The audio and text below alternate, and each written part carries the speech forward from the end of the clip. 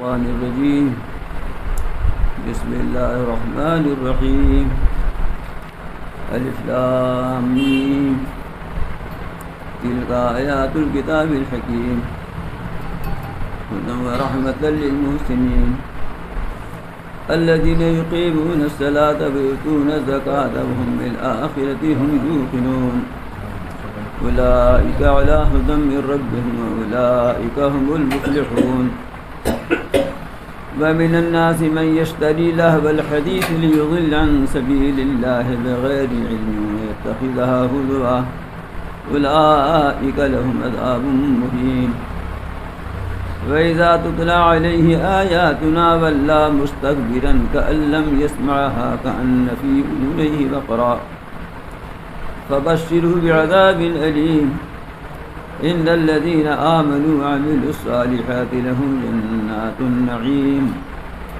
خالدين فيها وعد الله حقا وهو العزيز الحكيم خلق السماوات بغير عمد ترونها وألقى في الأرض رواسي أن تميد بكم وبث فيها من كل دابة وأنزلنا من السماء ماء فأنبتنا فيها من كل زوج كريم هذا خلق الله فأروني ماذا خلق الذين من دونه بل الظالمون في ضلال مبين ولقد آتينا لقمان الحكمة أن يشكر لله ومن يشكر فإنما يشكر لنفسه ومن كفر فإن الله غني حميد وإذ قال لقمان لابنه وهو يعظه يا بني لا تشرك بالله إن الشرك لظلم عظيم ووصينا الإنسان بوالديه إحسانا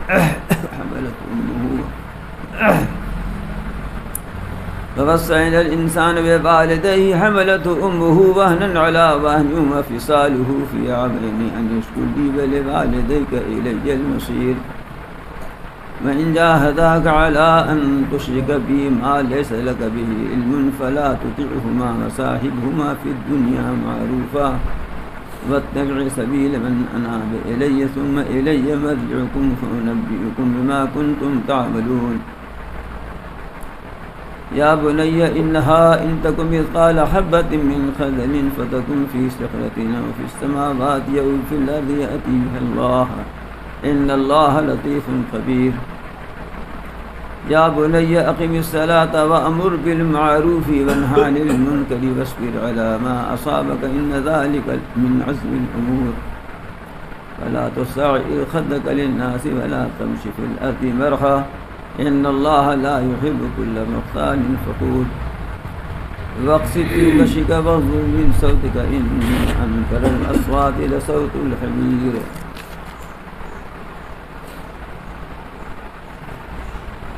صدق الله العلي العظيم وبلغ رسوله النبي الكريم ونحن على ذلك من الشاهدين والشاكرين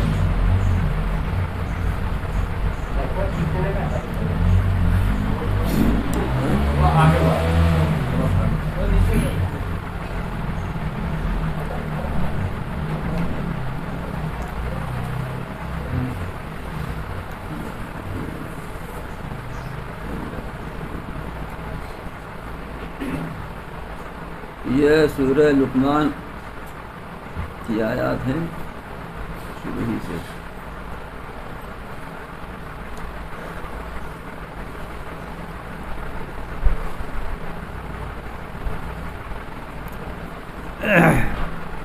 آیت نمبر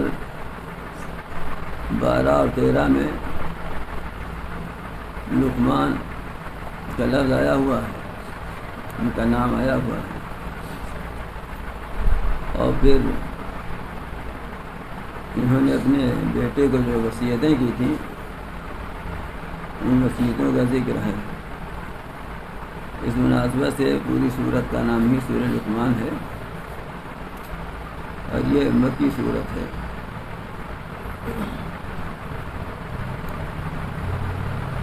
عرب میں ان کا خاص طور سے ذکر رہتا تھا، لوگ ان کے نام سے اور ان کی عقل مندی دانشمندی سے واقف تھے۔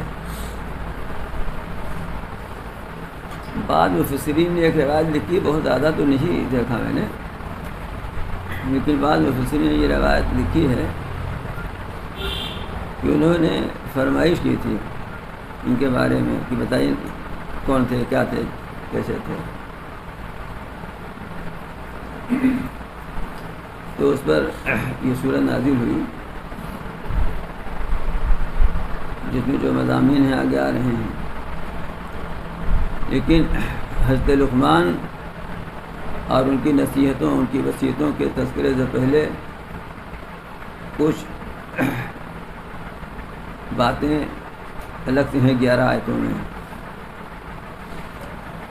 ابتدائی 11 آیتوں میں اللہ تعالیٰ کی توحید اور اس کی قدرت سے متعلق۔ پھر اس کے بعد حضرت لقمان اس سلسلے میں اللہ تعالیٰ نے بیان فرمایا ہے، جب وہ آئے گا تو وہیں پر ان کے بارے میں بتلاؤں گا انشاءاللہ۔ یہ مکی صورت ہے، اور مکی صورتوں کے بارے میں آپ بار بار یہ سن چکے ہیں کہ اس میں بنیادی اور اساسی تعلیمات اسلام کی توحید اور رسالت اور آخرت کے متعلق ہی گفتگو ہوتی ہے۔ چنانچہ اس میں بھی ایسا ہی ہے۔ اصل میں یہی 3 بنیادیں ہیں، اور ساری نیکیوں کی شاخیں یہیں سے پھوٹتی ہیں، اس لیے اسی پر زور ہے۔ یہ نہ ہو تو کسی نیکی کا کہیں سراغ نہ لگے گا۔ جیسے مٹی زرخیز نہیں ہے، اچھی نہیں ہے، تو نہ کوئی اس میں پیڑ پودا نکل سکتا ہے، نہ کچھ ہو سکتا ہے۔ پیڑ پودا باغبانی اور زراعت کے لیے ضروری ہے، سب سے بنیادی بات یہ ہے کہ مٹی زرخیز ہو۔ تو مٹی زرخیز ہوگی تو شاخیں بھی اچھی نکلیں گی، پیڑ پودے پیداوار بھی اچھی ہوگی۔ تو اساسی بنیادی مضمون یہی 3 ہیں۔ ارشاد فرماتے ہیں الف لام میم، اس کے بارے میں بہت دفعہ سن چکے ہیں آپ، لہذا کچھ نہیں کہتا۔ تلک آیات الکتاب الحکیم، یہ یعنی سورت میں جو آیتیں سنائی جا رہی ہیں، جو آیتیں آپ کو پڑھ کر بتائی جائیں گی، یہ ایسی کتاب کی آیتیں ہیں جو کتاب بڑی پرحکمت ہے۔ حکیم معنی پرحکمت، حکمت سے بھری ہوئی، یعنی اس کتاب کی آیتیں سب کی سب ایسی ہیں جس میں حکمت کے بے بہا خزانے موجود ہیں، اور سب باتیں ایسی ہیں کہ ان میں کوئی بات ایسی نہیں ہے جو حکمت اور مصلحت سے خالی ہو۔ یہ تو حکمتوں کا ایک سمندر ہے جو اس میں جتنا غوطہ لگائے گا اتنی ہی موتیاں اس کے ہاتھ آئیں گی۔ شروع ہی میں بات بتا کر تنبیہ کر دی کہ غور سے سننا اور غور سے پڑھنا تاکہ حکمت کی موتیاں ہاتھ لگیں۔ اور پھر اس کے ساتھ ہی شان اس کی یہ ہے کہ ہدم و رحمت للمحسنین، یہ ہدایت ہے اور رحمت ہے محسنین کے لیے۔ حکمت کی باتیں تو ہی ہیں جو بہت قیمتی ہوتی ہیں، لیکن اس کی صفت یہ ہے کہ رہنما ہے، یہ رہبر ہے، راستہ دکھلاتی ہے، راستہ بتلاتی ہے، اور سراپا رحمت ہے تو سبھی کے لیے، لیکن چونکہ فائدہ حاصل کرتے ہیں اس سے محسنین، اس لیے فرمایا کہ محسنین کے لیے، ورنہ ہے تو کفار مشرکین کے لیے بھی ہدایت رحمت، لیکن اسی وقت ہے نا جب اس کو برتیں، جب اس کو استعمال کریں۔ جو استعمال ہی نہ کرے اس کے لیے کیا ہے؟ تو جو استعمال کرنے والے ہیں اس کو وہ ہیں محسنین۔ محسنین کا ترجمہ عام طور سے کر دیا جاتا ہے نیکوکار، نیک لوگوں کے لیے، نیکوکاروں کے لیے، یہی ترجمہ میں لکھا بھی جاتا ہے۔ اس لیے کہ ترجمہ میں تو ایک لفظ بہت 2 لفظ چاہیے، لیکن حقیقت یہ ہے کہ اس کا پورا ترجمہ نہیں ہے، پوری ترجمانی اس کی نہیں ہے۔ محسن کے معنی احسان کرنے والا۔ احسان کی کیا حقیقت ہے یہ جب سمجھیے گا، جب جانیے گا تو محسن کا مطلب سمجھ میں آئے گا۔ احسان کے معنی عربی لغت میں ہے کسی چیز کو بہت اچھائی کے ساتھ کرنا، بہت عمدہ بنانا۔ جیسے اب ہم تو کرتا پہنتے ہیں بھائی، لیکن کرتا کے ٹیلر آج کل بہت کم ہو گئے ہیں. جس کو دو کلی دار تو کوئی سلنے کے لیے تیار نہیں ہوتا آج کل. اپنا سب بغیر کلی کے سی دیں گے. پھر کلی دار بھی سلنے والے جو مل گئے یا بغیر کلی والے بھی، ان میں کوئی اچھا سیتا ہے کوئی خراب سیتا ہے. اور اسی بنا پر کسی کے ہاں 250 سلائی ہے، کسی کے ہاں 900 سلائی ہے. یہ سب خبر رکھنی پڑتی ہے بھائی. نہیں پھنس جائے کہیں معلوم ہو 250 سمجھ دے دے 900 مانگے لگے تو کیا کرے گا. سب خبر رکھنی پڑتی ہے نا. حالانکہ میں بازار جاتا نہیں ہوں. بازار جانا کوئی گناہ نہیں ہے، ضرورت سے جاتا نہیں ہوں. مطلب یہ کہ ضرورت نہیں پڑتی، بچے کر دیتے ہیں کام، بلا وجہ کیوں جائے آدمی. تو جو 900 لیتا ہے تو کچھ خوبی رہتی ہے تب لیتا ہے نا اس کی سلائی میں.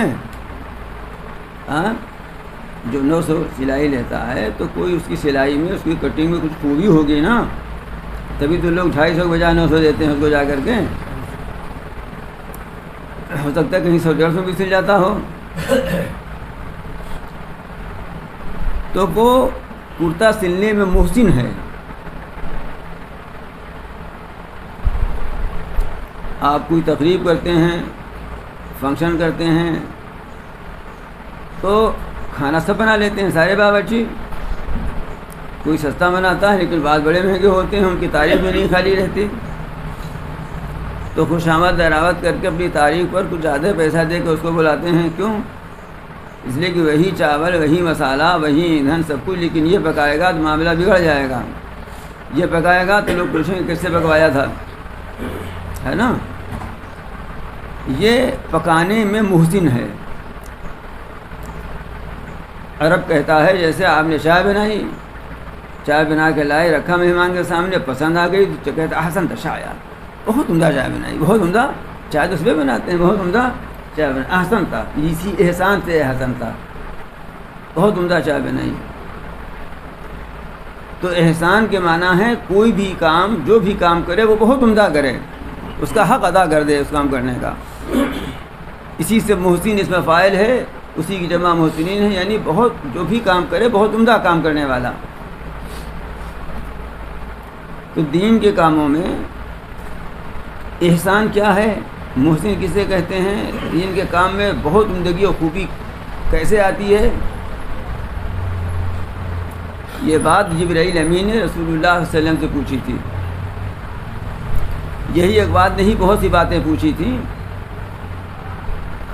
انسانی شکل میں آ کر. صحابہ کرام رسول اللہ صلی اللہ علیہ وسلم کی شان میں اتنے باادب تھے کہ پوری زندگی میں 23 سالہ دور نبوت میں صحابہ نے بہت کم سوالات کیے ہیں. 16-17 سوالات ہیں کل ان کے.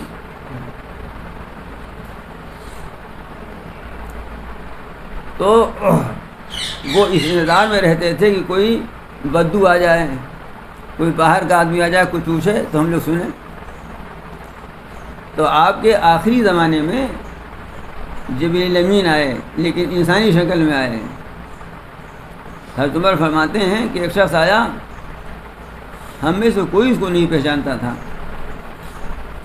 لیکن پردیسی بھی نہیں معلوم ہوتا تھا، اس لیے کہ بال، چہرہ، کپڑے، لباس سے بہت صاف شفاف تھے. پہلے یہ تو تھا نہیں کہ اسٹیشن سے اترے، ہوٹل میں بک تھا وہاں چلے گئے، فریش ہوئے. اب لوگ جائیں وہاں فریش ہوتے ہیں نا، فریش ہونے کے بعد تب گئے تو ٹھیک ہے، کہیں بہت دور سے آئیں گے کہ فریش. یہ تو تھا نہیں پہلے. وہ تو گھوڑے پر اوپر چلے آ رہے ہیں، گھر تو غبار آلود ہیں. تو عمر فرماتے ہیں کہ بہت، ان کے فرمانے کا مطلب بہت فریش تھے. وہ لگتا نہیں تھا کہ بہت دور سے سفر کر کے آئے ہیں، چہرے بشرے، بال، لباس سے، لیکن ہمیں کوئی پہچانتا بھی نہیں تھا.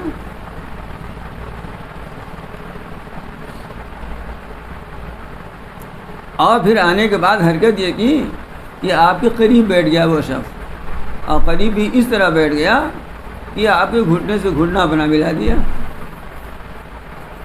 اور پھر ہاتھ ایک روایت کے مطابق، ایک مفہوم کے مطابق یہ کہ اپنے زانوں پر رکھ لیا، ایک پر کہ آپ ہی کے زانوں پر رکھ دیا، یا اور بے تکلفی کیے، اتنی بے تکلفی سے بیٹھ گیا. پھر اس شخص نے کئی سوالات کیے. اب میں پوری حدیث نہیں سنا ہوں، لمبی حدیث ہے نا، پورا گھنٹہ اسی میں چلا جائے گا. جس میں سے ایک سوال یہ بھی تھا کہ مل احسان، احسان کیا ہے؟ اس وقت مجھے یہی بتانا ہے نا، احسان کیا ہے؟ مطلب وہ کام کیا ہے جس کو کر کے آدمی محسنین میں شمار ہو جائے، محسن ہو جائے۔ محسنین کے لیے تو قرآن میں بڑے بڑے وعدے ہیں نا، بڑی تعریف آئی ہے ان کی۔ تو آپ نے ارشاد فرمایا ان تعبد اللہ کأنک تراہ فإن لم تکن تراہ فإنہ یراک۔ احسان یہ ہے کہ تم اللہ کی عبادت اس طرح کرو کہ گویا تم اللہ کو دیکھ رہے ہو۔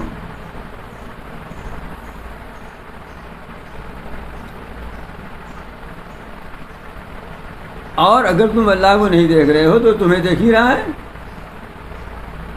تو یہ تصور بھی ہو جائے کہ اللہ ہمیں دیکھ رہا ہے تو بھی آدمی کیسا ہوگا؟ سب سے اعلیٰ تو یہ ہے کہ جیسے ہم اللہ میاں کو دیکھ رہے ہیں تو اس وقت ہمارے اس کام کی، جو کام ہم اس وقت کر رہے ہیں، کیا کیفیت ہوگی۔ اور اگر یہ نہیں ہے، یہی ہے کہ اللہ تعالیٰ تو ہمیں دیکھ رہا ہے، یہ تو حقیقت ہے، یہی دھیان اور تصور ہو گیا تو اس وقت ہمارے کام کی حقیقت کیا ہوگی؟ یہ کوئی بھی کام، یہاں تو عبادت کا لفظ ہے لیکن مومن کا ہر جائز کام بھی بشرط نیت عبادت ہے۔ اس لیے کوئی بھی کام، آپ آفس میں بیٹھے ہوئے ہیں اور یہ تصور ہے کہ اللہ تعالیٰ کو ہم دیکھ رہے ہیں یا اللہ ہمیں دیکھ رہا ہے، تو اب آفس کا کام کیسا کرے گا آدمی؟ رشوت مانگے گا پیچھے ہاتھ کر کے؟ اب تو پیچھے ہاتھ نہیں کرتے، سب سامنے سے ہو جاتا ہے۔ دکاندار اب نقلی سودا دے گا؟ اب رمضان شریف آ رہا ہے نا، روح افزا نقلی شاید چل جائے، نقلی روح افزا رکھے گا دکان میں، اصلی بنا کے بیچے گا، اس کو سڑا کھجور روپے کر کے دے گا۔ پیسہ میں نے بہت مہنگا کھجور، لڑکوں کو ہمارے پسند تھا تو میں نے بہت کراتے کروتے جیب سے پیسہ نکال کے دیا، بڑے تکلف سے، ہم کا جو لے پسند ہے بھائی، لے کے ڈبہ کھولا تو اوپر بڑا اچھا تھا، اس کے بعد سب نیچے خراب نکل گیا۔ تو اگر کسی کو یہ احساس ہے کہ اللہ تعالیٰ کو ہم دیکھ رہے ہیں یا اللہ ہمیں دیکھ رہا ہے تو ایسا کرے گا؟ اب وہ بھی چوروں، ڈاکوؤں، کافروں، مشرکوں کے ساتھ نہیں، روزہ دانوں کے ساتھ۔ یہ مثالیں میں کیوں دے رہا ہوں؟ یہ مثالیں اس لیے دے رہا ہوں تاکہ یہ سمجھ میں آئے کہ ہمارے معاشرت کے ہر عمل میں احسان موجود ہے۔ اگر ہم کریں گے اور نہیں کریں گے تو اس کی ضد بھی موجود ہے اور اس پر حساب کتاب داروگیر بھی ہے۔ اس لیے میں یہ سماجی مثالیں دیا کرتا ہوں۔ نماز روزہ کی مثال تو سب سمجھ لیتے ہیں کہ بھائی نماز بہت خوشو خضو کے ساتھ پڑھو، حالانکہ خوشو خضو کی حقیقت بھی نہیں جانتے۔ جی، خوشو خضو صرف نماز میں نہیں ہے، اس میں بھی خوشو خضو ہے۔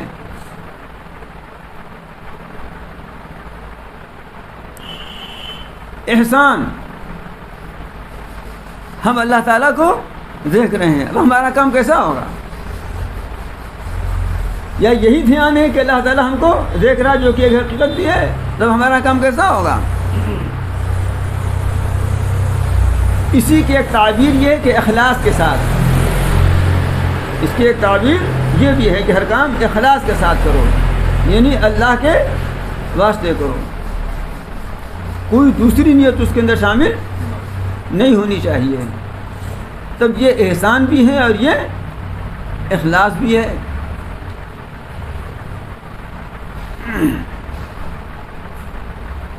ورنہ اخلاص اور احسان نہیں ہے، پھر اللہ تعالیٰ کو اس کی کوئی ضرورت نہیں ہے، اللہ میں کوئی ضرورت تو اس کی بھی نہیں ہے۔ وہ تو جو کچھ کرتے ہیں ہماری فائدے کے لیے کرتے ہیں، اللہ کو کوئی ضرورت نہیں ہے۔ تو یہ قرآن سراپا ہدایت ہے اور سراپا رحمت ہے، لیکن کس کے لیے؟ محسنین کے لیے، جو یہ دھیان رکھتے ہیں کہ اللہ تعالیٰ ہمیں دیکھ رہا ہے، کم از کم درجے میں یہ دھیان جن کو ہے، جن کے پیش نظر ہے حق تعالیٰ کی ہستی، اللہ تعالیٰ کے علم، اللہ تعالیٰ کی قدرت جن کے پیش نظر ہے، ان کے لیے ہدایت ہے، ان کے لیے رحمت ہے۔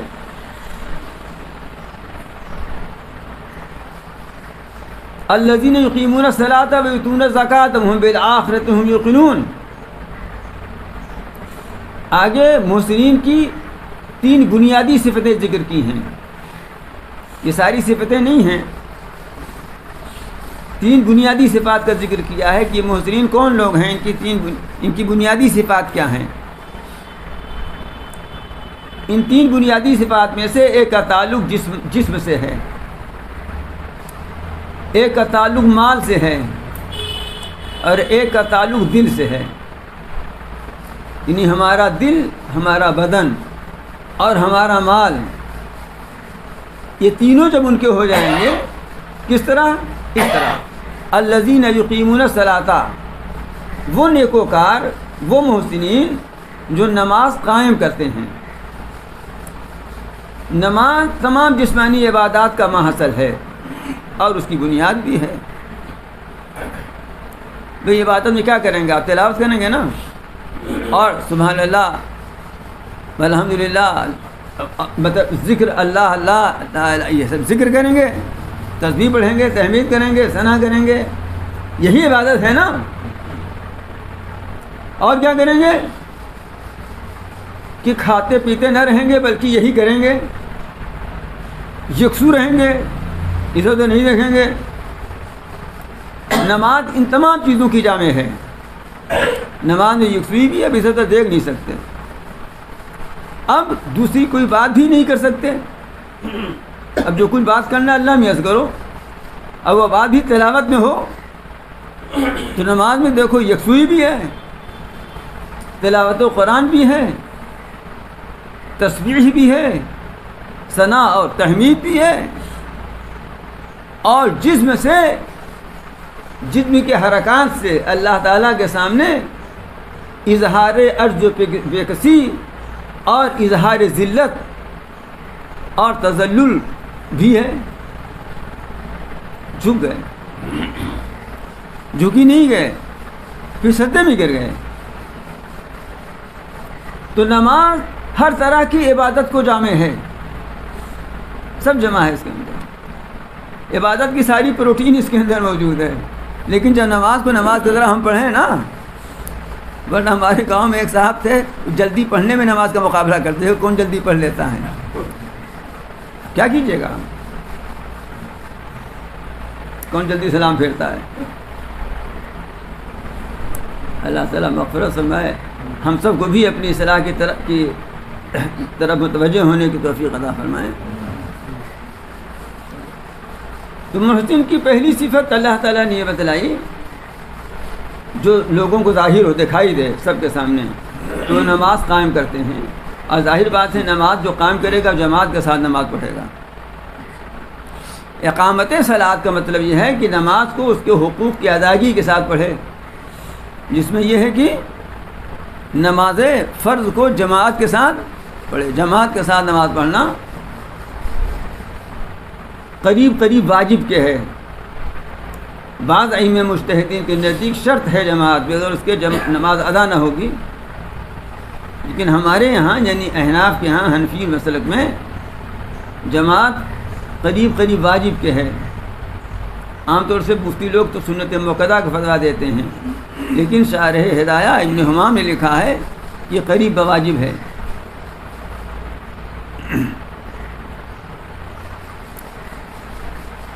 تو سب دیکھیں گے نا جماعت سے نماز پڑھے گا. تو یہ بزرگی نہیں ہے کہ ہم کمرہ بند کر کے تو خیر آپ جمعہ کی نماز پڑھ لیتے ہیں. ہاں ہوں گے آپ بہت بڑے بزرگ، کمرہ بند کر کے آپ پڑھا کیجیے نوافل، لیکن جمعہ جماعت کے لیے آپ کو باہر جانا پڑے گا. بزرگی یہاں اب یہی ہے. اب بزرگی یہاں یہی ہے، ساری عبادتیں چھپ کے کرنا بزرگی ہے، لیکن فرائض کی ادائیگی اعلان کے ساتھ کرنا بزرگی ہے. گر تما خواہد زمن سلطان دین خاک بر فرق قناعت باد عظیم. اگر سلطان دین ہی کہتے ہیں لالچ کرو تو ہم قناعت پر خاک ڈال دیں گے. وہی کہتے ہیں کھل کر کرو، دکھا کے کرو، تو ہم شکر کیوں کریں گے؟ وہی تم نے زکاتا اور زکوٰۃ دیتے ہیں. یہ مالی عبادت ہو گئی، خالی جسمانی تھکاوٹ نہیں بلکہ مال بھی خرچ کرتے ہیں. تو زکوٰۃ کب دے گا آدمی؟ جب پیسہ ہوگا. اور پیسہ کب ہوگا؟ جب کمائے گا. ارے آپ کہہ سکتے ہیں وراثت میں مل گئی رقم، تو ٹھیک ہے وراثت میں مل جاتی ہے رقم، لیکن وہ بھی کمائے رہتا ہے تب نا، اور اگر نہیں کماتا آدمی وراثتی بھروسے رہتا ہے تو خود وراثت بن جاتا ہے، کسی لائق نہیں رہ جاتا پھر۔ تو جب زکوٰۃ دینے کا حکم ہے تو اس کا مطلب کمانے کا بھی حکم ہے۔ سنیے، ایک خانقاہی آپ سے کہہ رہا کمایا کرو، کیوں؟ اس لیے کہ تمہیں زکوٰۃ دینے کا حکم ہے، جب کماؤ گے تب زکوٰۃ دو گے نا۔ کسب الحلال فریضۃ بعد الفریضہ، حلال کمانا فرض ہے، لیکن فرض کے بعد، یعنی اللہ کا فرض ادا کرنے کے بعد حلال کمائی کمانا فرض ہے۔ یہ نہیں کہ نماز چھوڑ کے کماؤ اور رمضان کے روزے ترک کر چھوڑ کر کے کماؤ۔ اب رمضان شریف پر آ رہا ہے نا مہینہ، اب لوگ 2-4 دن سے بیمار ہونا شروع ہو جائیں گے، کسی کی شوگر بڑھ جائے گی، کسی کی بی پی ہائی لو ہونے لگے گی، تاکہ رمضان یہ ان کے لیے ہے جو ذرا سا کچھ محتاط پہلو رکھتے ہیں، ورنہ اس کی بھی پرواہ نہیں ہے۔ اس لیے کہ میرے خیال میں زیادہ سے زیادہ لوگوں کا تصور یہ ہے کہ روزہ رکھیں گے تو ثواب ملے گا، یہ دھیان نہیں کہ روزہ نہ رکھیں گے تو ہوگا کیا۔ بہت یہ سمجھتے ہیں روزہ رکھ لیں گے تو ثواب ملے گا، لیکن اس طرف دھیان نہیں ہے کہ روزہ نہ رکھیں گے تو کیا ہوگا، ہے نا بات۔ اس لیے ہائی اسکول اور انٹرمیڈیٹ کے امتحان ہو رہا ہے، ہمارا بچہ امتحان دینے اتنی دور جائے گا جی، اگر روزہ نہ رہے گا آپ کو بچہ تو کیا ہوگا جانتے ہیں؟ نہیں جانتے؟ آپ کہیے تو بتا دوں،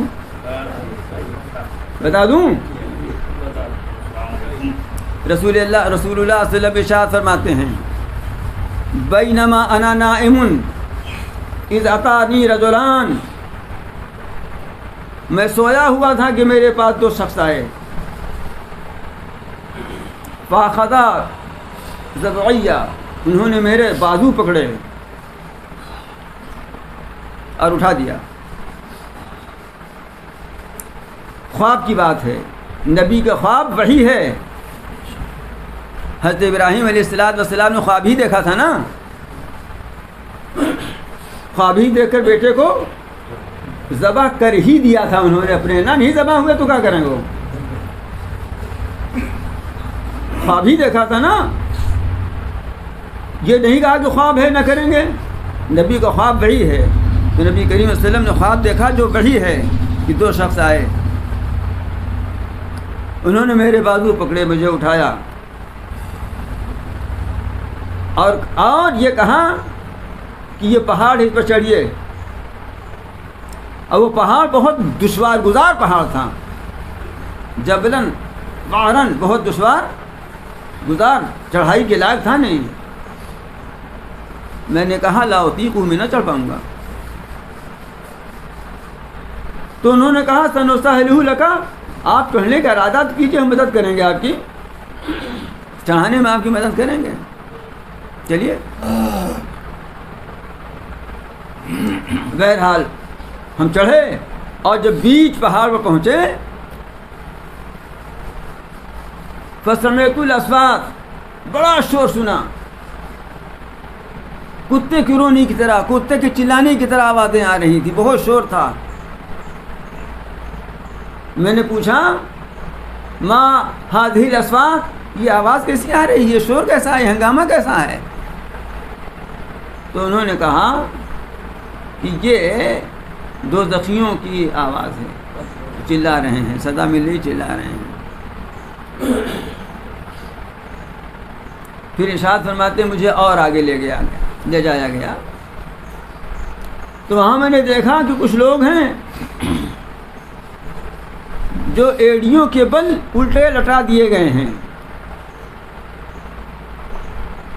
یہ ایڑی کے اوپر جو ہڈی سی نہیں ہوتی، جس میں جب قصائی ذبح کرتا ہے تو اسی میں پھنسا کر ٹانگتا ہے نا، تو ان لوگوں کو اسی میں پھنسا کر الٹا ٹانگا ہوا تھا۔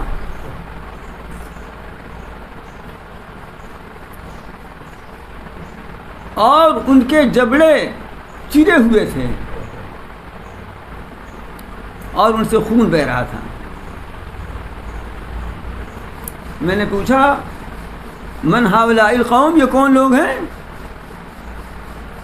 انہوں نے کہا یہ الذین یفطرون قبل تحلۃ افطار، اس کا لفظی ترجمہ یہ ہے کہ وہ لوگ ہیں جو افطار کے وقت سے پہلے افطار کر لیتے ہیں، اور ظاہر بات ہے کہ افطار سے پہلے کوئی روزہ دار کرے گا نہیں، اس لیے اس کا صاف مطلب یہ ہے کہ جو روزہ نہیں رکھتے. چنانچہ شاعری نے لکھا الذین لا یصومون ضوء النہار، یہ بے روزہ دار ہیں.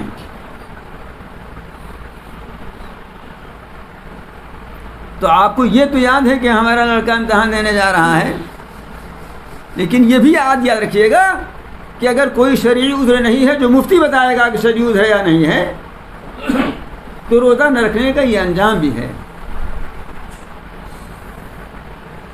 اور یہ حدیث اگرچہ بخاری مسلم میں نہیں ہے، لیکن صحیح ابن خزامہ کی اور صحیح ابن حبان کی حدیث ہے. یہ ابن خزامہ کی صحیح بھی صحاح میں اس کا شمار ہے. میں چاہتا ہوں کہ آپ حضرات اس حدیث کو سنائیے لوگوں کو. بے روزہ دار بہت بڑھتے جا رہے ہیں، ڈھیٹ ہوتے جا رہے ہیں. پہلے بھی بے روزہ دار تھے لیکن اتنا نہیں تھے، اور جو تھے وہ ڈھیٹ نہیں تھے. فقہاء نے لکھا ہے کہ اگر کوئی مریض ہے اور شرعی عذر کی بنا پر وہ روزہ نہیں رکھ رہا ہے، تو اگر اسے دوا بھی پینی ہے تو وہ چھپ کر پیے. یہ روزے کا احترام ہے، یہ روزے کا احترام ہے. چھپ کر پیے، اعلان نہ پیے کہ ہم تو مریض ہیں، اور اعلان کھانے کا سوال پیدا ہوتا ہے. یہ ہمارے اعمال ہیں جس کی بنا پر یہ آفتیں ہم پر مسلط ہو رہی ہیں. ہم اللہ تعالیٰ کی اس قدر کھلی ہوئی نافرمانیاں کر رہے ہیں. آپ کیا سمجھتے ہیں اگر ہمارے بچے روزہ نہیں رکھتے تو ہم سے سوال نہیں ہوگا کیا؟ کسی کا لڑکا نالاغ ہو جائے، گھومتا رہے اور فیل ہو جائے، وہ تو محلے والے بھی پوچھتے ہیں، تو اللہ میں نہیں پوچھیں گے تمہارا لڑکا اتنا نالاغ ہو روزہ نہیں رکھا؟ لیکن اگر ہم خود ہی نالاغ ہیں، روزہ نہیں رکھتے تو پھر اس لیے میں یہ عرض کرتا ہوں کہ صرف یہ سمجھنا کہ یہ کام کر کے اتنا ثواب مل جائے گا یہ کافی نہیں ہے. اس کے ساتھ یہ بھی سمجھنا ہے کہ اگر یہ کام ہم نہ کریں گے تو اس کا انجام کیا ہوگا، اس کا برا انجام کیا ہوگا، یہ بھی سمجھنا ضروری ہے. خیر، یہ بات نکل آئی تھی زکوٰۃ سے.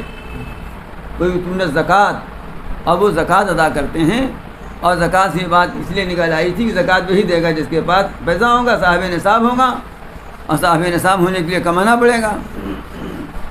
لیکن کمانے کے لیے بھی یہ شرط ہے کہ اللہ کا فرض چھوڑ کر نہیں کمائے گا، بلکہ پہلے اللہ کا فرض ہے، پھر بعد میں اللہ ہی کا فرض کیا ہوا یہ بھی ہے. وَهُمْ بِالْآخِرَةِ هُمْ يُوقِنُونَ. اور تیسری صفت محسنین کی جو یہاں بیان فرمائی ہے وہی آپ سمجھیے کہ آخری کیل ہے اور اہم بنیاد ہے. وہ کیا؟ وہ آخرت پر کامل یقین رکھتے ہیں. آخرت پر یقین ہوگا تبھی یہ سب ہوگا. اگر آخرت پر یقین نہیں ہے تو نہ روزہ ہے، نہ نماز ہے، نہ حج ہے، نہ زکوٰۃ ہے،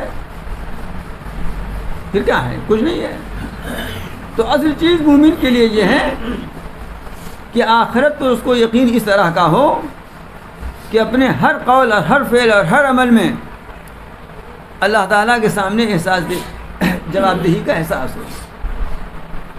جب یہ صفت پیدا ہو جائے تو ایسے لوگوں کے لیے اللہ تعالیٰ کی طرف سے یہ سند عطا کی جا رہی ہے کہ اولئک علی ھدی من ربہم. یہ وہ لوگ ہیں جو اپنے رب کی طرف سے ہدایت پر ہیں. وَأُولَٰئِكَ هُمُ الْمُفْلِحُونَ. یہ وہ لوگ ہیں جو پورے کامیاب ہیں. اور پورا کامیاب وہ ہے جس کو جنت مل جائے. کیوں؟ اس لیے کہ دنیا میں پورا کامیاب کوئی نہیں ہے. پورا کامیاب اسے کہتے ہیں کہ جس کو کبھی کوئی رنج تکلیف نہ پہنچے، اس کی طبیعت کے خلاف کچھ نہ ہو. دنیا ایسی جگہ ہی نہیں. پیغمبروں کے طبیعت کے خلاف یہاں بہت کچھ ہوا ہے. آخر کیا رسول اکرم صلی اللہ علیہ وسلم جو سید الانبیاء معلوم المرسلین ہیں، آپ کی مزاج مبارک خلاف بہت سی باتیں نہیں ہوئی. آپ تو چاہتے سب مسلمان ہو جائیں، لیکن خاندان ہی کے لوگ نہیں مسلمان ہوئے. اور کیا آپ کو بخار نہیں چڑھا؟ کیا آپ کو چوٹ نہیں آئی؟ دندان مبارک نہیں شہید ہوئے؟ تو دنیا ایسی جگہ نہیں ہے، اس کی جگہ صرف جنت ہے. تو مفلحون کامیاب کا مطلب ہے کہ یہی وہ لوگ ہیں جن کو جنت ملے گی. یہ تو ہے ایک بات، لیکن اس سب کے باوجود لوگوں کا حال یہ ہے، وہ لوگوں کا حال جو اللہ میاں بتا رہے ہیں وہ کافروں کا حال بتا رہے ہیں، لیکن اسی سے ملتا جلتا حال ابھی آپ اپنی قوم کا سن چکے ہیں نا۔ وہ کیا حال ہے؟ من الناس من یشتری لعب الحدیث۔ اب بعض لوگ ایسے ہیں جو غافل کرنے والی باتیں خریدتے ہیں،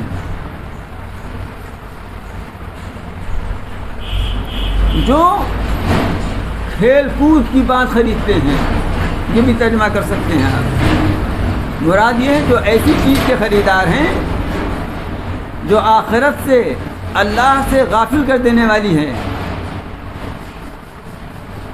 ایسی بات خریدتے ہیں، جیسے ٹی وی اور پرکٹی بیوی ہے نا جوڑ، لیکن صحیح جوڑ ہے کہ نہیں آپ بتائیے، ہنسیے مت، ہنسیے کم، بتائیے زیادہ۔ اور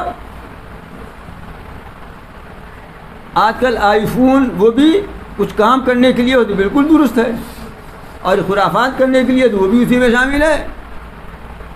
اور سنیے اس آیت کا شان و نزول جو ہے وہ یہی بتلا رہا ہے۔ نضر بن حارث قریش کا سردار اور بہت بڑا تاجر تھا، ایکسپورٹ امپورٹ کرتا تھا، خود فارس اور روم، ایران وغیرہ جاتا تھا۔ تو وہ ایران سے رستم، اسفندیار وغیرہ کے قصے، کہانی، افسانے کی کتابیں خرید کے لایا۔ اور ایک روایت بھی یہ ہے کہ ایک ناچنے والی باندی بھی خرید کے لایا، ناچنے والی نچنیا لونڈی بھی خرید کے لایا۔ آج کل تو ان کا بڑا خوبصورت نام ہو گیا ہے، ہیروئن، ایکٹر، لیکن ہے تو وہ باندی، ہے تو نچنیا ہی۔ وہ انگریزی بول دیجیے تو اچھا ہو جاتا ہے، وہ اس کا ترجمہ اپنی زبان میں کر لو تو بھدا لگتا ہے۔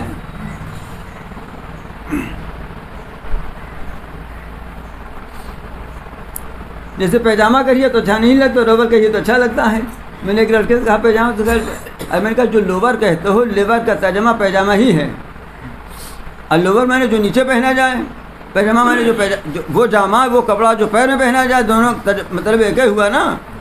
لیکن آپ کیا کیجئے گا، ذوق خراب ہو گیا ہے۔ اب لوگوں کو سڑی مٹھائی اچھی لگتی ہے، تازہ مٹھائی اچھی نہیں لگتی۔ بس شرط یہ ہے کہ سڑی مٹھائی امپورٹڈ ہو، بس پھر ٹھیک ہے، کہیں گے ایسی ہی کھائی جاتی ہے، سڑی ہوئی کھائی جاتی ہے، تبھی کہیں گے سڑی کھائی جاتی ہے، آپ نہیں جانتے۔ تو یہ نضر بن حارث ایران سے لایا باندی خرید کے، جو ناچتی تھی، گاتی تھی، اور نابل افسانے کی کتابیں خرید کے لایا۔ لوگوں سے کہتا تھا اصل میں قرآن کا اعجاز یہ تھا، قرآن کی فصاحت بلاغت ایسی ہے، وہ تو ان کی زبان تھی نا عربی، وہ سمجھتے تھے کہ اس کے اندر کیا خوبی ہے۔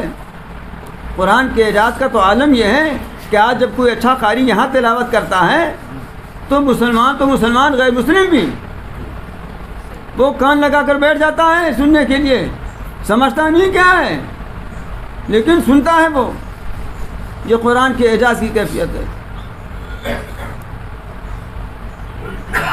تو وہ تو سمجھتے تھے زبان کو، وہ جانتے تھے اس کی خوبی کو، تو چھپ چھپ کر سنتے تھے، اور اس چھپ چھپ سننے کا نتیجہ یہ تھا کہ بہت سے لوگ اسلام لاتے تھے، ایمان قبول کرتے تھے۔ تو اس نے اس کی یہ کاٹ کرنی چاہیے کہ وہاں سے لایا اور کہتا تھا کہ آؤ ہم تم کو رستم اور اسفندیار کے قصے اور کہانیاں سناتے ہیں جو دلچسپ ہیں، یہ گانا سنواتے ہیں، یہ ناچ دکھاتے ہیں۔ محمد کے پاس کیا جاتے ہو، وہ عاد اور سمود اور لوط کے قصے سناتے ہیں، اور وہ سب تم کو وہی ہلاکت اور وعید اور دھمکی اور جہنم کے عذاب کی خبر سناتے ہیں۔ معاذ اللہ یہ کہا کرتا تھا۔ تو اس پر یہ آیت نازل ہوئی، اس پر یہ آیت نازل ہوئی کہ وہ لہو الحدیث خرید کے لایا ہے، یعنی افسانے اور قصے کہانی کی کتابیں، اور یہ لہو الحدیث، یہ باندی اور کنیز خرید کے لایا ہے جو ناچتی ہے اور گاتی ہے اور لوگوں کو لبھاتی ہے.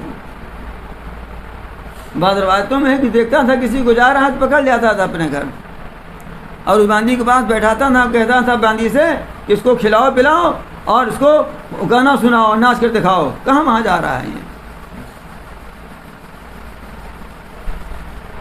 وَمِنَ النَّاسِ مَن يَشْتَرِي لَهْوَ الْحَدِيثِ لِيُضِلَّ عَن سَبِيلِ اللَّهِ بِغَيْرِ عِلْمٍ. بعض لوگ ایسے ہیں جو اللہ کی طرف سے غافل کرنے والی باتیں خریدتے ہیں. علماء لکھتے ہیں کہ تمام وہ چیزیں جو آخرت سے خدا سے غافل کرنے والی ہوں وہ سب اس کے اندر شامل ہیں. وہ ایسی کتابیں ہوں, ناول, افسانے, ڈرامے, وہ رومانی ناول ہوں اور چاہے جاسوسی ناول ہوں. بہت سے لوگ کچھ عقلمند ایسے بھی ہیں جو سمجھتے ہیں اپنے کو محتاط بنتے ہیں کہ رومانی ناول نہ پڑھو, جاسوسی پڑھ لیا کرو, مطلب عشق نہ کرو, ڈاکہ ڈال دیا کرو. یہی مطلب ہوا نا. کوئی چیز جو خدا سے غافل کرنے والی ہو, آخرت سے غفلت مبتلا کرنے والی ہو, چاہے رومانی ناول ہو, چاہے تاریخی ناول ہو, چاہے جاسوسی ناول ہو, اور چاہے گانا بجانا ہو, اور چاہے آج کل کی موجودہ زبان میں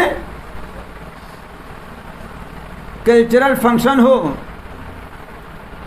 اب کلچر کے نام پر سب جائز ہے, حالانکہ آج کل کا کلچر جو ہے وہ کیا ہے؟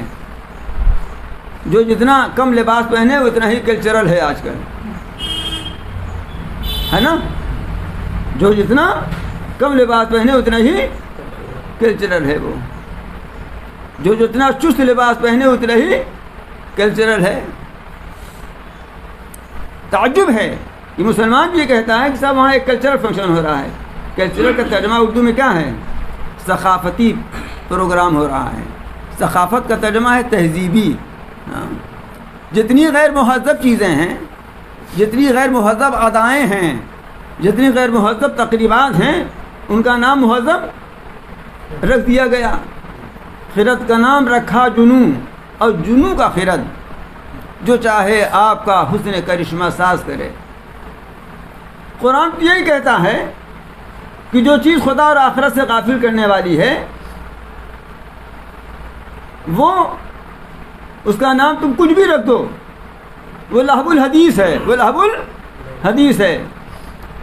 مقصود یہ ہے لیضل عن سبیل اللہ بغیر علم, تاکہ وہ اللہ کے راستے سے بے راہ کر دے بغیر جانے بوجھے. اگر جانتا بوجھتا تو ایسی حرکت نہ کرتا. سرمایہ دار تھا, پیسے والا تھا, معزز تھا, مکے کے وی آئی پیز میں تھا. میں آپ کو یہ سب اس لیے بتلا رہا ہوں تاکہ آپ وی آئی پیوں کو دیکھ کر دھوکے میں نہ پڑیے, سرمایہ داروں کو دیکھ کر فریب میں نہ آئیے. دنیا میں جن کا اعزاز دیکھ رہے ہیں ان کی عزت دیکھ کر آپ دھوکہ نہ کھائیے. یہ قرآن مجید کا بیان ہے کہ ہم نے بڑے لوگوں اور رؤسا ہی کو مجرم بنایا. جرم انہی نے کیا, احکام خداوندی کی خلاف ورزی انہی نے کی. قرآن نے اس لیے بیان کیا کہ وہ لوگوں تم ان کی ریس مت کرنا. اس کے پاس پیسہ تھا تبھی باندھی خرید کے لایا نا, تبھی افسانے کی کتابیں خرید کے لایا نا. آپ کے پاس پیسہ ہے تبھی ٹی وی خریدتے ہیں, آئی فون خریدتے ہیں. آپ کے پاس پیسہ ہے تبھی یہ سسٹم فٹ کرتے ہیں, لگاتے ہیں نا. جس کے پاس پیسہ کیا کرے گا؟ پیسہ اس لیے نہیں ہے. اور جن کے پاس پیسہ نہیں, ان پیسہ والوں کو دیکھ کر وہ ان کے فریب میں نہ آئیں. اس لیے کہ یہ تو کر ہی اس لیے رہا ہے کہ لیضل عن سبیل اللہ بغیر علم, اللہ تعالیٰ کے راستے سے یہ بے راہ کر دے, گمراہ کر دے بغیر جانے بوجھے. وَاتَّخِذَ هُزُوًا, اور اس کو مذاق کی چیز بنا دے. جو مذاق کی چیز تھی اس کو تو مقصد بنا رہا ہے, اور جو مقصد حیات تھا اس کو مذاق کی چیز بنا رہا ہے. دین کو مذاق کی چیز بنا رہا ہے. یہ کس کا طرز بتایا جا رہا ہے, کس کا شیوا؟ مشرکین و کفار کا. آج ہمارا بھی حال یہ ہے کہ ٹھیک ہے موقع ہوگا تو نماز بھی پڑھ لیں گے, کہیں پھنس بتا گئے تو چلتے چلاتے، وہ بھی اگر کچھ تھوڑا بہت دین کا خیال ہے تو اچھا، تم آج یہاں بڑے معزز بنے ہوئے ہو، اللہ کی دی ہوئی دولت اور اس کی دی ہوئی عزت اور شربت کا تم نے استعمال کیا ہے، تم آج عزت والی چیز کا مذاق بنا ہوئے ہو، تو سنو، اولئک لہم عذاب مہین، یہ ہیں کہ جن کے لیے اہانت والا عذاب ہے، ایسی سزا ہوگی جو توہین انگیز ہوگی، جو اہانت خیز ہوگی، جو رسوا کن ہوگی، جو ذلیل کرنے والی سزا ہوگی۔ اور حالت ان کے غرور کا یہ ہے کہ وَإِذَا تُتْلَىٰ عَلَيْهِ آيَاتُنَا وَلَّىٰ مُسْتَكْبِرًا كَأَن لَّمْ يَسْمَعْهَا كَأَنَّ فِي أُذُنِهِ وَقْرًا، جب اس کے سامنے ہماری آیتیں پڑھ کر سنائی جاتی ہیں تو تکبر کرتا ہوا پیٹ پھیر کر چل دیتا ہے۔ جب آیتیں ہماری اس کو سنائی جاتی ہیں تو یہ منہ موڑا تکبر کرتے ہوئے غرور کرتا ہوا چل دیتا ہے، کالم یسمعھا، جیسے کہ اس کو سنائی نہیں، جیسے کہ اس کے کانوں میں بہراپن ہے۔ اچھا، تو جاتے جاتے خوشخبری سنے جاؤ، اگر بہراپن ہی ہے اور نہیں سننا چاہتے تو پیچھے ہی سے سن لو ایک خوشخبری، وہ کیا، فبشرہ بعذاب علیم، اے پیغمبر صلی اللہ علیہ وسلم اس کو دردناک عذاب کی خوشخبری سنا دیجیے۔ یہ بہت بدمست ہو رہا ہے نا، یہ سننا بھی نہیں چاہتا، پیچھے ہی سن لے، اس کو دردناک عذاب کی خوشخبری سنا دیجیے۔ اور یہ بھی سنا دیجیے، ان الذین آمنوا وعملوا الصالحات لہم جنات النعیم، کہ جو لوگ ایمان لائے اور جنہوں نے نیک کام کیا ان کے لیے عیش کے باغات ہیں، نعمتوں کے باغات ہیں۔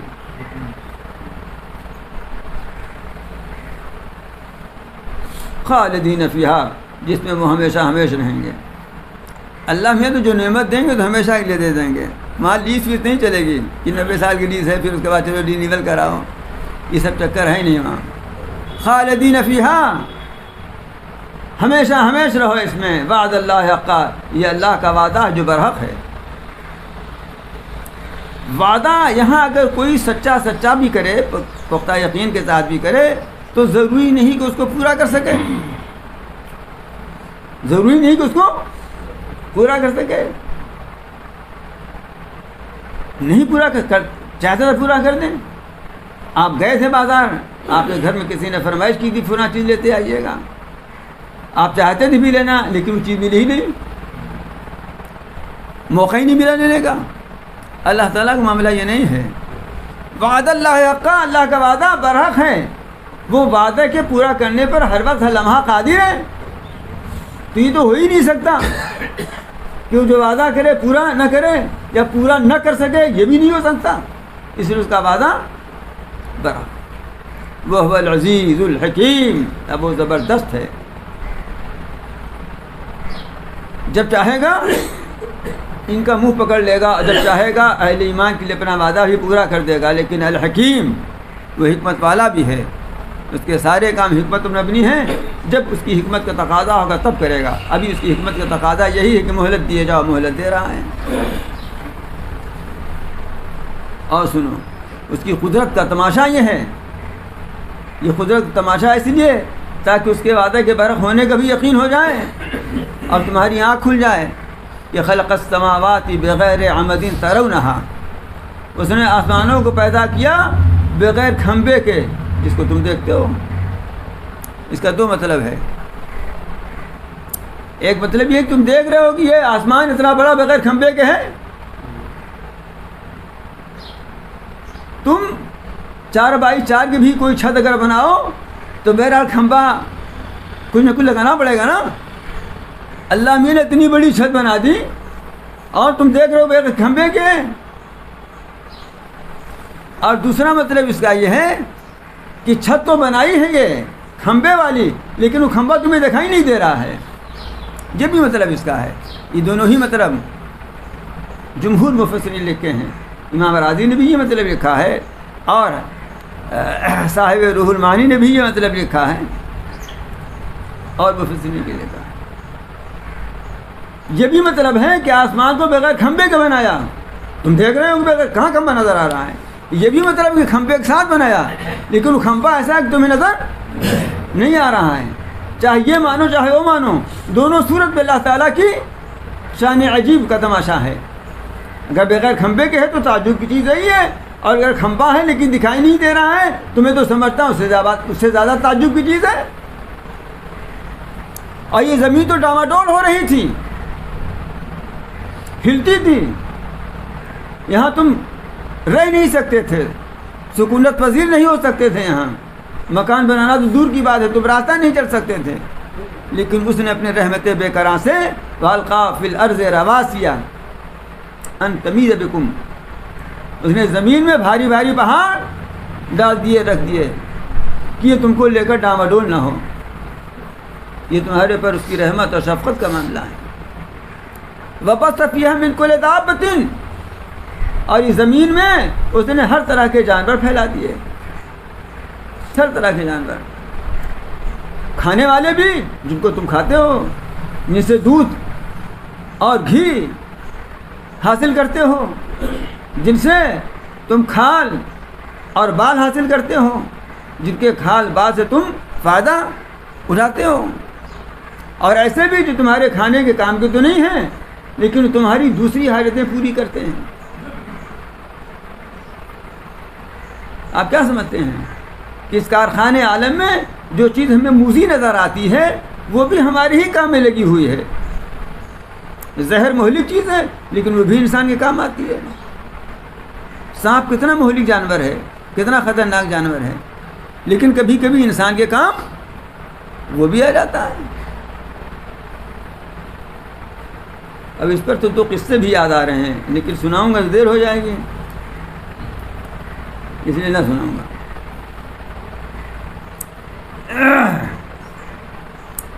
تو ہر طرح کے جانور اس میں پھیلا دیے اللہ تعالیٰ نے، جو بہت سارے ہمارے لیے اس طرح مفید ہیں کہ ہم اس کا ظاہری فائدہ اٹھا رہے ہیں، حاصل کر رہے ہیں، اور بہت سارے اس طرح مفید ہیں کہ ہمیں بظاہر ضرر والے، نقصان والے معلوم ہوتے ہیں، لیکن ان کا بھی ہمیں فائدہ حاصل ہو رہا ہے. کسی زمانے میں کسی رسالے میں نے پڑھا تھا، ارے بہت دن ہو گئے، کہ وہ کھیتوں میں کوئی اسی کیڑے مکوڑے لگ جاتے تھے، تو وہاں کے لوگوں نے، یورپ کے کسی ملک کا قصہ تھا کہ وہاں کے لوگوں نے اتنا دوا چھڑکی اور یہ کیا وہ کیا کہ کیڑے ختم ہو گئے. لیکن پھر ہوا یہ کہ وہ کیڑے تو کم نقصان پہنچاتے تھے کھیت کو، اس کے بعد ایک ایسا کیڑا آیا جس نے ساری کھیتی کو تباہ کر دیا. اور پتہ یہ چلا کہ جن کیڑوں کو انہوں نے مارا ہے وہ کیڑے ان کیڑوں کے دشمن تھے. پیدا یہ اس وقت بھی ہوتے تھے، لیکن وہ کیڑے کھیتی کو کم نقصان پہنچاتے تھے، لیکن ان کیڑوں کو تلف کر دیتے تھے. اب وہ تو رہ نہیں گئے، اب یہ ان کو کھلی چھوٹ مل گئی، انہوں نے ساری کھیتی تباہ کر دی. بات سمجھ شریف میں آ رہی ہے نا؟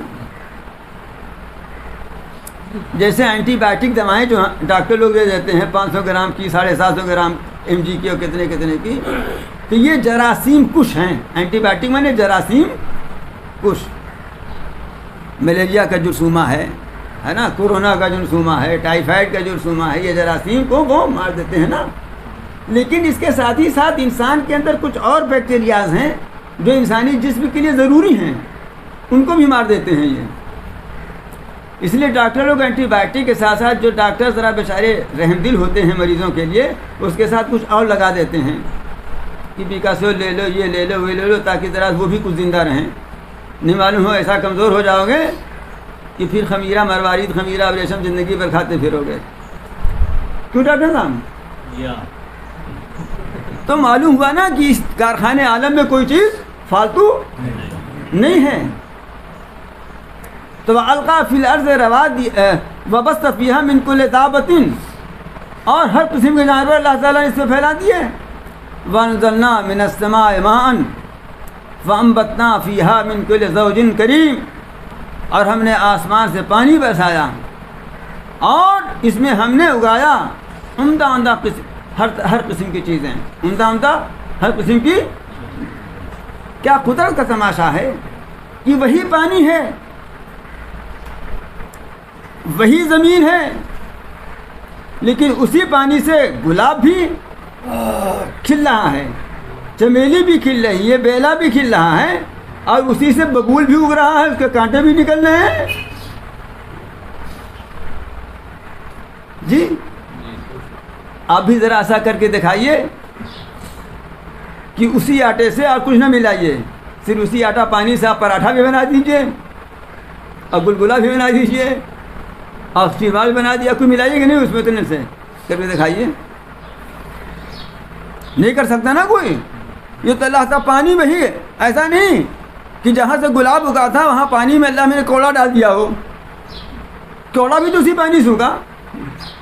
اس کو ارشاد فرما رہے ہیں فَانبَتْنَا فِيهَا مِن كُلِّ زَوْجٍ كَرِيمٍ، پھر ہم نے اگایا اس میں ہر طرح کے عمدہ قسم کی چیزیں. اب اس کے بعد سنیے کیا فرماتے ہیں. آسمان بنایا بغیر کھمبے کا، زمین ڈاواڈول ہو رہی تھی، پہاڑوں کا کھوٹا گاڑ دیا، طرح طرح کے جانور پیدا کر دیے اور قسم قسم کے نباتات اگا دیے. ھذا خلق اللہ، یہ ہے اللہ تعالیٰ کی پیدا کی ہوئی چیزیں، یہ ہے اللہ تعالیٰ کی پیدا کی ہوئی چیزیں. فانونی ماذا خلق الذین من دونہ، اے مشرکو دکھاؤ نا کہ اللہ کے سوا جو دوسرے معبود تم نے بنا رکھے انہوں نے کیا پیدا کیا ہے، انہوں نے کیا پیدا کیا ہے. جیسے باپ اپنے نالاک لڑکے سے کہتا ہے پڑھایا لکھایا، شادی بیاہ کیا، دکان کرا دیا، بلکہ نوکری بھی لگوا دی، سب کچھ کر دیا، اور اس کے بعد آنکھ دکھاتے ہو اس کو، اس کے بعد آنکھ دکھاتے ہو تم نے میرے ساتھ کیا کیا، بتاؤ کیا کیا تم نے میرے ساتھ. باپ کہتا ہے نا، جبکہ باپ کو بیٹے سے وہ تعلق نہیں جو اللہ تعالیٰ کو مخلوق سے تعلق ہے. باپ تو اس کی پیدائش کا ایک سبب بنا ہے، وہ بھی پورے طور پر اختیاری نہیں ہے. اور اللہ تعالیٰ نے تو عدم سے وجود بخشا ہے، نیستی سے ہستی ملایا ہے، معدوم سے موجود فرمایا ہے. تو وہ اگر یہ کہہ رہا ہے تو یقیناً اس کا حق ہے یہ کہنے کا. باپ کو تو بھی کہنے کا حق ہے، لیکن اس کو ایسی حق ہے، سماج تسلیم کرتی ہے سب کو. تو اللہ تعالیٰ جو خالق ہیں اور مالک ہیں اور رازق ہیں اور سب کچھ ہیں، ان کو یہ کہنے کا حق نہیں کہ ھذا خلق اللہ، یہ ہے اللہ تعالیٰ کی پیدا ہی کی چیزیں جو تمہاری آنکھوں کے سامنے ہے، بہت باریک بھی نہیں کہ ان کو دیکھنے کے لیے تمہیں چشمہ لگانا پڑے. تو اللہ کے سوا جو دوسروں کو تم نے معبود بنا رکھا ہے دکھلاؤ نا کہ انہوں نے کیا پیدا کیا ہے. کوئی چوٹیاں پیدا کر دی وہی دکھلاؤ، کیا دکھلائیں گے.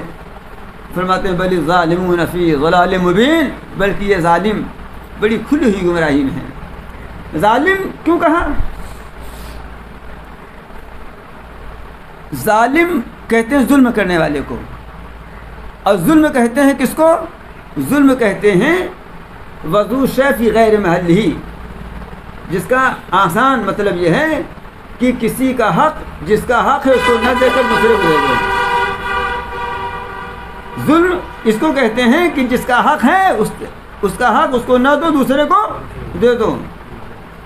عبادت اللہ کا حق ہے، تم نے یہ عبادت اور وحدانیت کا حق اللہ کو نہ دے کر اس کی مخلوق کو دے دیا. اس لیے اس مشرک سے بڑھ کر ظالم کون ہوگا؟ اس شرک سے بڑھ کر ظلم کیا ہوگا؟ آگے اسی صورت میں وصایا لقمان میں بات آئے گی کہ ان الشرک لظلم عظیم، شرک بڑا بھاری ظلم ہے. اسی لیے کہ ظلم اسی کو کہتے ہیں کہ جس کا حق تھا اس کو نہیں دیا دوسرے کو دے دیا. یہ عبادت، یہ پرستش، یہ طاعت یہ اللہ کا حق تھا، تم نے یہ غیروں کو دے دیا.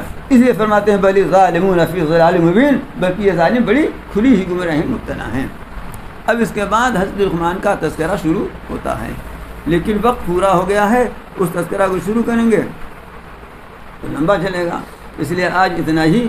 اور اگلا اتوار بڑا امکان ہے اس بات کا کہ پہلا رمضان ہو، تو بہرحال اگلا اتوار نہ رمضان ہوا تو اس کے بعد والا ہوگا، یہ بھی ہو سکتا ہے. وقت رمضان شریف میں بھی یہی رہے گا، اسی لیے بدلا نہیں، میں نے کچھ پہلے کر دیتے، اسی تو چاروں اتوار کی بات تھی. رمضان شریف میں وقت یہی رہے گا.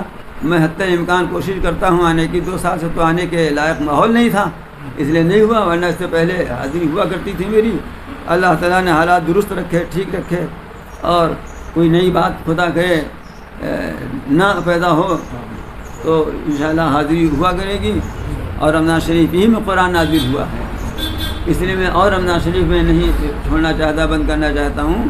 حالانکہ میرے بعض مخلص احباب گرمی کی سختی کی وجہ سے پہلے تو اور زیادہ گرمی تھی نا، وہ کہتے بھی تھے میرے اوپر ترس کھا کر کے کہ نہ اب رمضان میں، لیکن یہی سوچ کر کہ اللہ میں نے جب رمضان ہی میں نازل کیا ہے رمضان ہی میں چھوڑ دیں ہم، تو انشاءاللہ آنے کے حالات رہیں گے تو آنا ہوگا۔ اور آپ لوگ بھی کوشش کیجیے گا کہ 8 بجے تک سو کر کے منہ دھو کر کے نہا وہا کر کے آ جائیے گا۔ جس کو نہانا، آپ لوگ روزانہ نہاتے ہیں نا، میں تو روزانہ نہاتا نہیں ہوں، اس لیے کہ صابن بلا وجہ خرچ ہوتا ہے، تو آ جائیے گا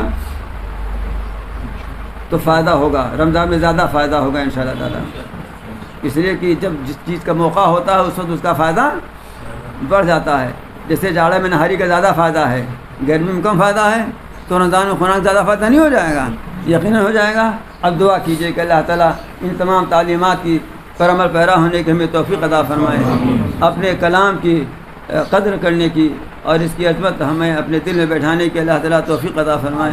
اور جو ماہ مبارک آ رہے ہیں، اس مبارک مہینے کی لمحات کی قدر کرنے کی توفیق عطا فرمائے، اس کی برکتوں اور رحمتیں ہمیں عطا فرمائیں، اور ظلم سے اور مظلومیت سے اور ہر طرح کی پریشانیوں اور مصائب سے محض اپنے فضل و کرم سے اللہ تعالیٰ ہمیں نجات عطا فرما دیں۔ دعا کرنی چاہیے، خوب دعا کیجیے، اب دعا ہی سے کام بننے والا ہے کہ اللہ تعالیٰ ان مظالم سے، ان مصائب، ان پریشانیوں سے نجات عطا فرمائے اور ہمیں نیک راہ پر چلنے کی توفیق عطا فرمائے، اور بے روزہ داروں کی وعید کے سلسلے میں